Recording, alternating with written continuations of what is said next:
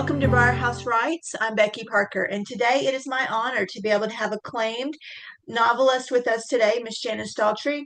Janice has written at least 19 novels and numerous short stories. She is incredible, and she's also the writer in residence at Valdosta State University.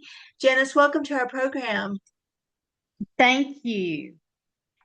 Janice, tell us a little bit about yourself and in particularly your writing journey. Okay.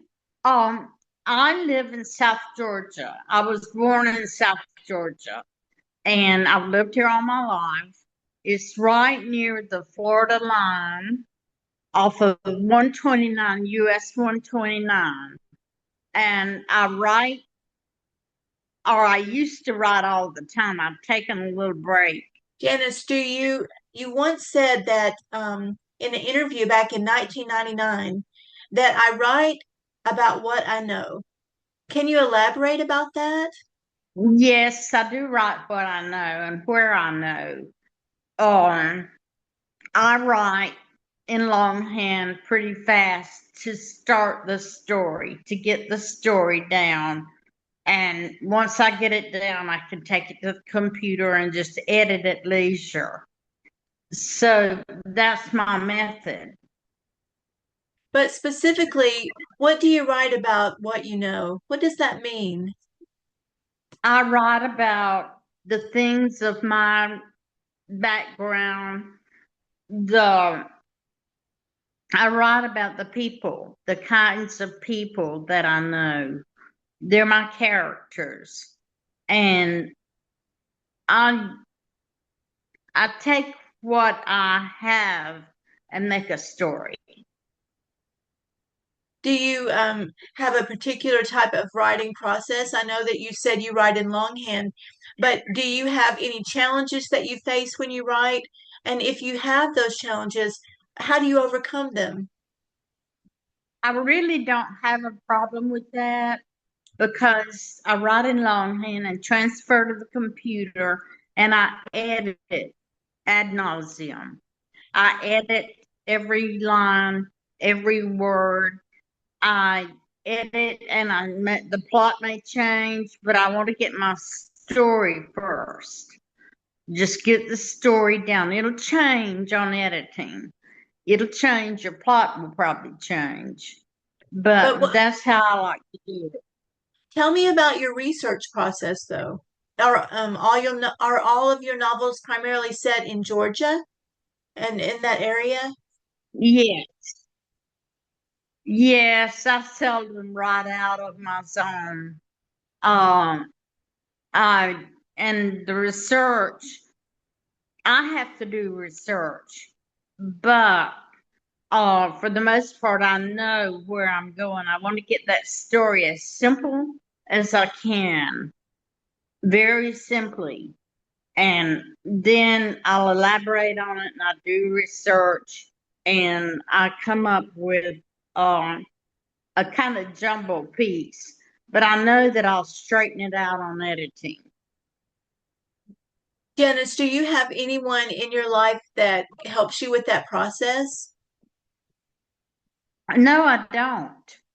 Um, my husband has passed, but when he was alive, I would ask him things, and I have friends that I ask things, and, and but I mostly just take it on my own. I live that. When it comes to publication, some people need help getting that first novel out.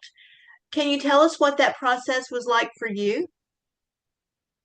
Yes, that's the difficult process for me is publisher, finding the publisher, getting started, and just calming myself down because I'm afraid I won't find a publisher. And but for me, I was very blessed to know Joyce Carol Oates. And Joyce Carol Oates published my first short story collection. I had met her, gosh, I don't remember how I met her now. It must have been at a writers' conference. And she was so generous. Mhm. And she helped me. Ontario Press was her press, and they published all of my stories. They did my first story collection, and she was just tremendous help to me. So you met her at a writers' conference. Can you tell us about the importance of going to those? Because some writers want to be a lone wolf and they don't feel like they need support.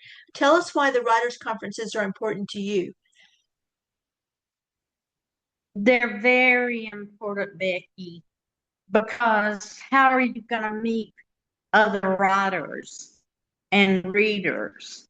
So I really believe in writers' conferences. I love them.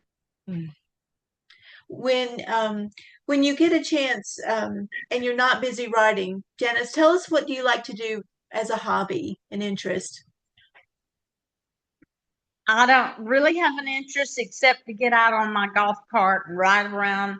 We have a quail plantation, and I like to ride around and just concentrate on my novel and what I've done for the day. And I get numerous ideas that way. But my hobby is writing short stories. Well, Janice, would you read some of your work for us? We'd love to hear it. Sure, I will. This is my new novel, my latest novel. Can you see it? A A Righteous Righteous Wind. Wind. Yes.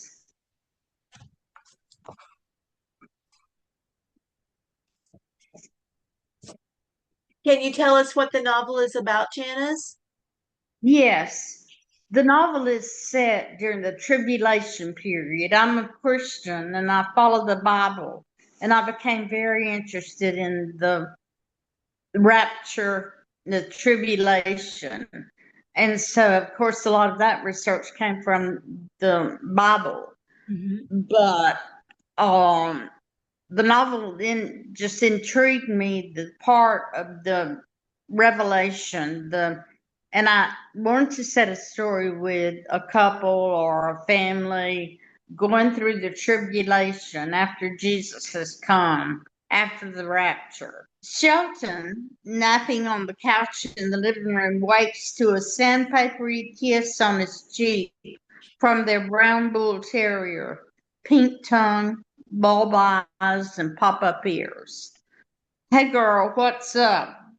One hand on the dog's broad head, Shelton sits, cowboy boots planted on the floor like empties. How did it get dark so quick? He stands, stretching, black haired arms reaching for the ceiling and palming at it. 1, 2, 1, 2. He quit exercising for real after he lost his job and reasons daily, why start now? Mostly he lies on the couch and rests till he gets sleepy. Then he sleeps, then he wakes up, and he sleeps some more till his wife Elaine gets home from work. Oh, and sometimes he watches TV between the hours. All windows are open, and the whistling of spring frogs brightens the dark. A mild breeze floats the white curtains like clouds. Otherwise, the boxy room is colorless and close. An unlit vanilla-scented candle on the table at one end of the couch reminds him of something sad, but he can't remember what. Only that if he doesn't get outside quick, his sinuses will flare up and he'll be sneezing for hours. Where's Mama, Dix? He pats the dog's head. Dixie whines, trotting away toward the screen door of the kitchen, dragging the whine with her. Her bobtail wags, wiggling the entire length of her stocky body. She looks like a cute fat pig from behind. Okay, Sheldon says. He slides one hand along the beadboard wall and flips the light switch at the doorway to the kitchen. Lights out, he says. Well, guess you have to pay the bill or that's what happens. The dog paused at the ripped screen door, rearing and rattling it in its frame. Sounds like the whole back wall is falling apart, and Shelton wouldn't be surprised. I'm coming, Dixie. He springs wide the door, and the dog wambles out and down the plank laid across the joist of the floor porch to the west end of the small frame house. Hey, Lane, he calls from the doorway.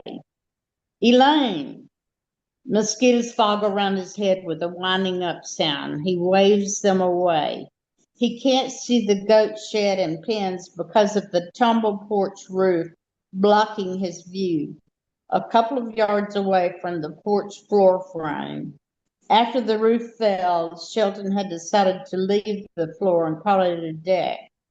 Then Elaine pointed out that it didn't really look like a deck with 6 broken posts standing.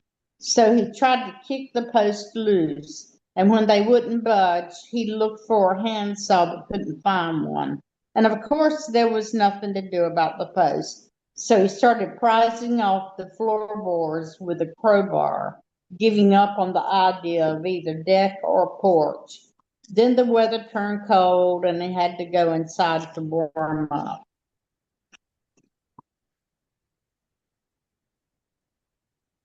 Then it turned hot and he had to stay inside under the air conditioner.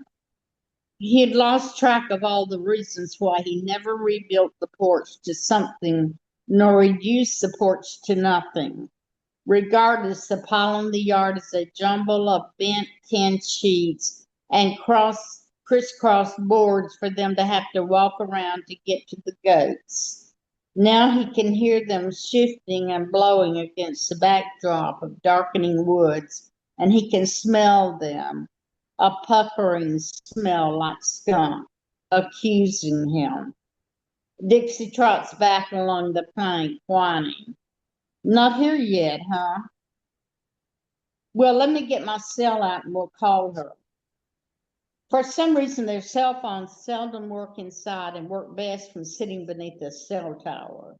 He spends a lot of time thumbing numbers in that never go through to long distance friends he made while traveling as a commercial real estate agent. Mostly he does this when he's bored, but sometimes just to change in his routine. Sheldon goes back into the kitchen, a narrow strip of a room, smelling of either mushy onion or butane gas, between the living room and the back porch or what's left of it. At the southwest corner of the house, Sheldon can see that the chute between the woods and the house is empty where Sharon usually parks. He goes still, listening, hearing only the frogs peeping and the goats snuffling and the way off rumbling of what sounds like a train. A train? Why would he be hearing a train when there are no tracks within 15 miles of the house? The woods to the west, where the sun is hiding, is edged in amber, and he's surprised at how much brighter it is outside than in. He sits straddled the end of the plank, small silver phone in his hand, and he pecks out Elaine's number with his thumbnail.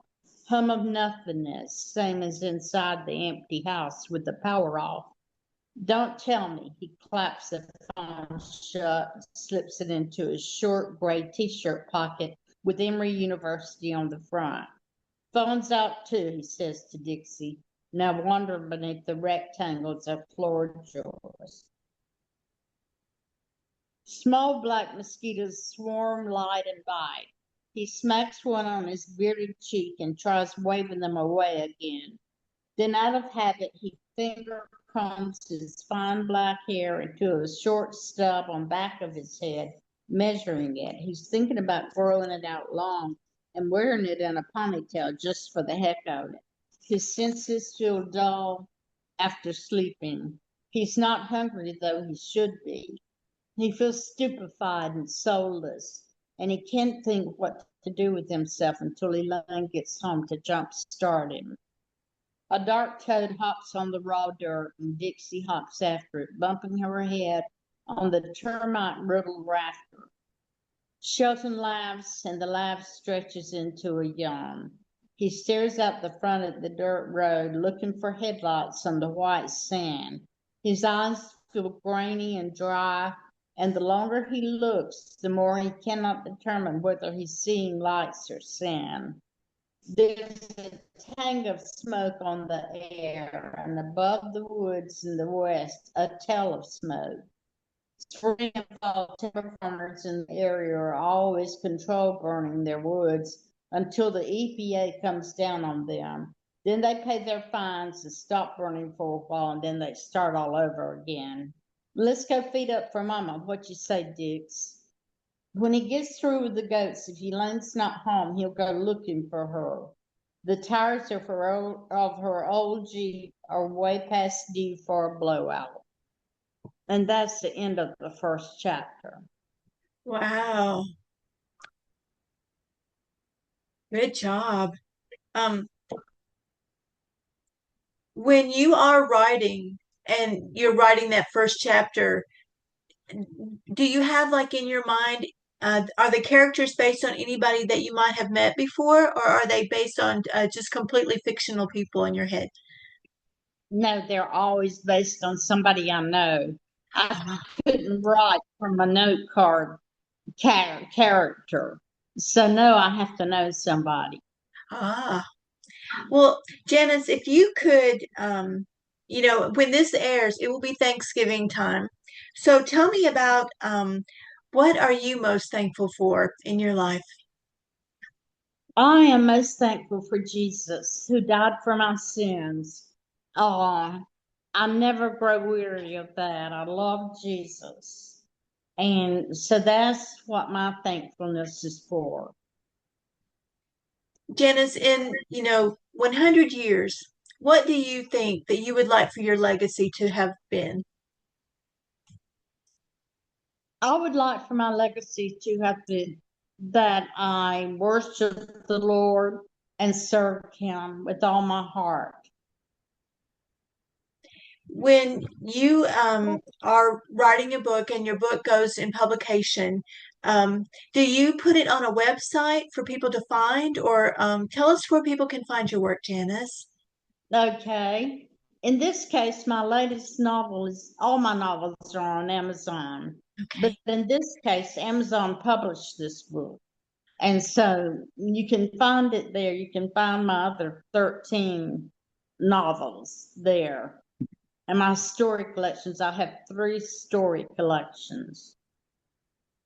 Do you have a any Kindle set up for your Amazon books? Are they set to Kindle as well, or will that be something in the future for your books, do you think? You can get it on Kindle and audio. Okay, Uh, wow, that's good. and it's free on Kindle. So that's where most of my sales come from, or not sales, but that's where a lot of my readers go is to Kindle. Because Kindle is, people can take that book anywhere they travel, which is really a nice thing. Well, Janice, Yes. how did you become the writer in residence at Valdosta State University? I knew the head of the English department, and I asked him to put me in touch with however you become a writer in residence, and he did. And I stayed there for 35 years. I'm no longer there. But I also, and you mentioned Niles Reddick, my very, very close friend. You mentioned him, and when he was at ABAC in Tifton, Georgia, he asked me to be their writer in residence, and he set all that up. I don't know how they generally go about that. I have no idea. What were your biggest takeaway from being there? What is your heart feel that was the best thing about it? The best thing about being writer in residence is all the people I get to meet and the students that I get to teach and talk to and read to. Uh, Probably just that it got me out between writing sessions. And I love that. I love the university and I love Niles Aback. Well, Janice, I want to thank you so much for spending time with us today at Briar Haus Writes. And I wanted to ask you before we leave, are you currently working on a project? I know that you finished this one, A Righteous Wind, but what do you have in the works for us next? I don't have anything in the works.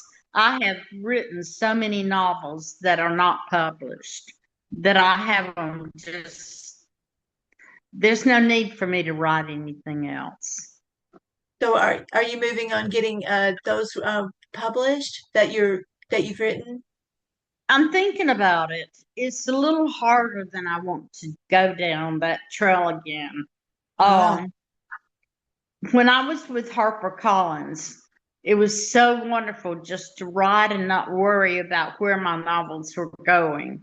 I knew where they were going. My editor was going to pick them up and say, I love this and let's publish this. But right. after he retired, I was kind of lost. A lot of writers face that, Janice. They either don't have an editor to begin with, or something happens at the company that they were with, and then they kind of are floating around a little bit. And the way that books are published now have changed a lot differently than they were 30 years ago, even 10 years ago. So it Yeah, can be a very daunting prospect. it is a daunting process and it can get in the way of your writing. Take that time to use on your writing because things change in the publishing industry. And if you're writing from the heart, if you're really writing from the heart and writing real, then and seriously, then you will find a publisher. And your work will be successful. It really will. Well, Janice, thank you Yeah. so much for being with us today, and I wish you all the best in your continued writing future. Thank you for having me.